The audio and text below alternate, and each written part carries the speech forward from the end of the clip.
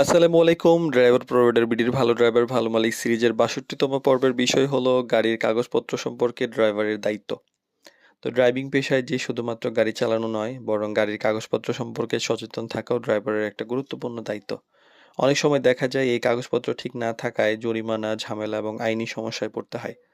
তো এই বিষয়টি সম্পর্কে একটু পরিষ্কার ধারণা থাকা জরুরি। কোন কোন কাগজ নিয়ে আমরা আসলে বেশি খেয়াল রাখবো?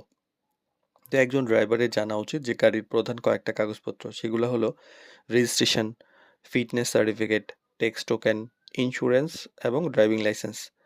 তো এইগুলো সবসময় আপডেট থাকা জরুরি।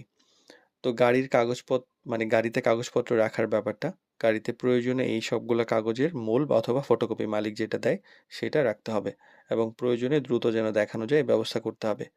এবং চেকপোস্ট বা পুলিশের ক্ষেত্রে এটা অনেক দরকার পড়ে। মেয়াদের ব্যাপারটা তো আছে, যে এই কাগজগুলা যদি শুধু থাকে তা নয়, বরং এটা কতদিন মেয়াদ আছে, যেমন ফিটনেসের মেয়াদ, টেক্সট টোকেনের মেয়াদ, লাইসেন্সের মেয়াদ, এগুলো তো নবায়ন করতে হয়। এগুলা যদি সময় হয়ে যায়, মালিক যেহেতু অনেক ব্যস্ত থাকেন, এটাই স্বাভাবিক, এটা ওনাকে জানানো উচিত। এবং চেকিংয়ের সময় ভদ্র আচরণ করবেন। ট্রাফিক পুলিশ বা অন্য কোনো সময় যদি কোনো চেকিং হয়, শান্ত থাকুন,